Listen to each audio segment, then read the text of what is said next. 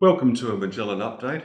I'm David Ahern, editor of the Majellan, and I'm joined by Brendan Byrne, Majellan's marketing officer. Brendan, the big story at the moment, of course, is Sydney's growing COVID outbreak. It's been a bit of a worry for a couple of weeks, and you're from Sydney, you've got family there. How do you see it at the moment?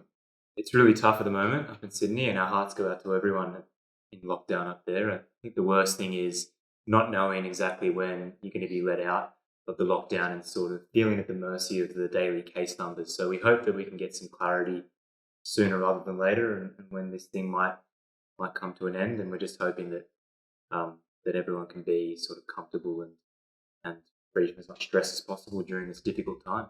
Sure. It's reminiscent of Melbourne's big lockdown last year. We've been through four lockdowns in Melbourne, so we know what it's all about. And it really is, people just need to be patient and look after their neighbours, look after their families and do the right thing.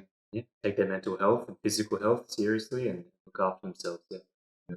Now, the other thing in the weekly newsletter this week, got an article on autism. Autism is one of those interesting things. I think for a long time people didn't take it as seriously as they should have, but governments and societies around the world are now, and it's a very interesting story in this week's newsletter. Yeah, well, it's World Autism Day coming up this week. So we understand so much more about autism now than we once did. We understand the spectrum of it far greater. There's probably still a lot we don't know, but there are far more children getting diagnosed early with autism, and that helps in many ways to build up those skills that they might be deficit in due to the disorder.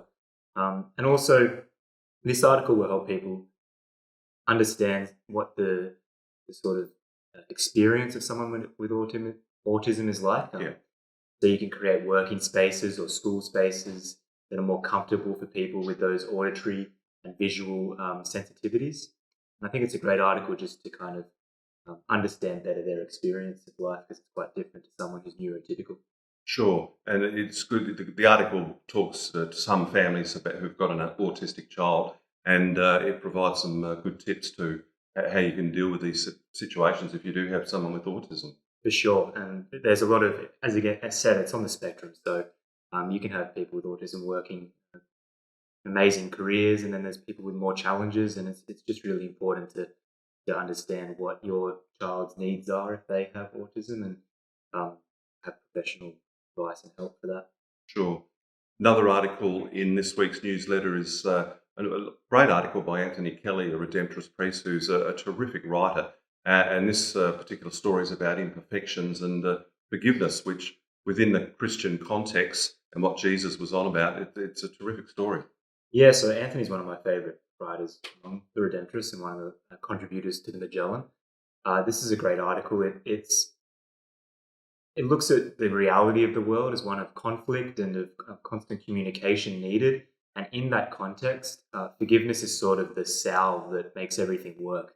Without that, we're under constant resentment, and it's just two kind of ways of living life. You can either be resentful, or you can move on and have forgiveness and approach a path of holiness through that. So yeah, definitely give that article a read. And we also have a great Amoris Laetitia video on imperfections, which looks at how we deal with imperfections within our own families, and how forgiveness works just as well as it does in society within the family. Yeah, that's what we're all on about, helping families. That's what Magellan has been doing for over 70 years. So some very good reads in the weekly newsletter. I hope you enjoy. Thanks for joining us again. But before we go, Brendan, a final word from you? Yeah, thanks for joining us. Just wanted to let everyone know who's not already a subscriber to the newsletter that we have a weekly newsletter that goes out to thousands of Australians that has all this content that you can read and click without any sort of impediment. So it'd be great if you could sign up to that. If you just go to our website, you can find a link to sign up to the newsletter in the Join the Family description. Terrific. Thank you. We'll catch you next week.